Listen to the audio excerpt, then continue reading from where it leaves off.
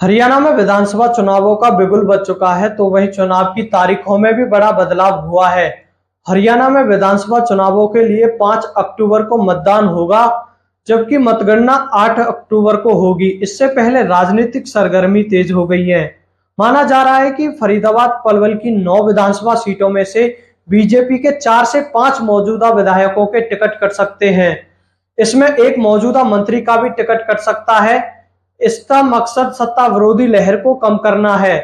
हरियाणा विधानसभा चुनावों से जुड़ी खबरों को देखने के लिए कृपया हमारे चैनल को सब्सक्राइब करें और हमें सपोर्ट करें।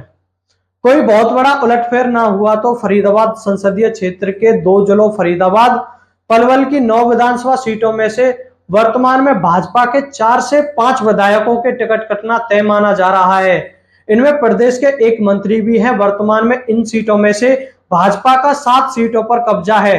इनमें फरीदाबाद जिले से बड़कल, फरीदाबाद, तिगांव, बल्लभगढ़ सीटों पर 2019 में कमल खिला था। यहां से सीमा तिरखा, नरेंद्र गुप्ता, राजेश नागर और मूलचंद शर्मा विजयी हुए थे। सीमा तिरखा व मूलचंद शर्मा लगातार दूसरी बार जीते थे। एनआईटी विधानसभा सीट पर कांग्रेस के खाते में गई थी, जहां से नीरज शर्मा चुनाव जीते थे, जबकि पड़तला सीट पर भाजपा का टिकट न मिलने पर निर्दलीय चुनाव में उतरे नैनपाल रावत ने चुनाव में जीतकर विधानसभा में प्रवेश पाया था। तो वहीं जिला पलवल में तीनों सीटों पर कमल खिला था। तब पलवल से दीपक मंगला कांग्रेस के करण सिंह दलाल को, होडल से जगदीश नायर कांग्रेस के उदयभान को और हथीन से परवीन डागर कांग्रेस के मोहम्मद इजराइल को हराकर विधायक बने थे। अब पिछले दिनों में भाजपा द्वारा कराए गए विभिन्न सीटों पर सर्वे के आधार पर यह सामने आया है कि कुछ सीटों पर मौजूदा विधायक 10 सालों की सत्ता विरोधी लहर का सामना कर रहे हैं। कुछ में अलग तरह के समीकरणों के चलते आला कमान को टिकट काटना पड़ रहा है। ऐसे में भाजपा सूत्रों से यह पुष्ट जानकारी सामने आई है कि 4 से 5 विधायकों के टिकट कट सकते हैं।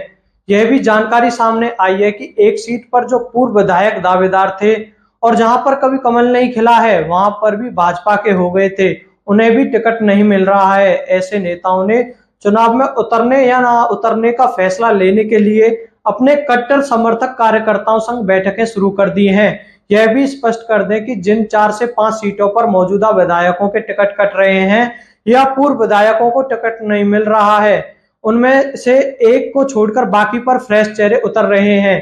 नए चेहरों को उतारकर भाजपा का मकसद यह है कि सत्ता विरोधी लहर को कम किया जाए और चुनाव जीता जाए। हरियाणा के मुख्यमंत्री नायब सिंह सैनी ने कांग्रेस पर जमकर निशाना साधा है।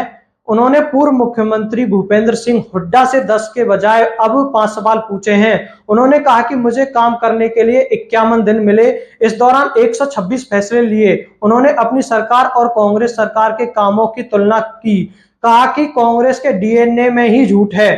साथियों, इसको लेकर आपका क्या विचार है? कृपया कमेंट बॉक्स में अवश्य बताएं कि हरियाणा विधानसभा में किसकी सरकार बनेगी।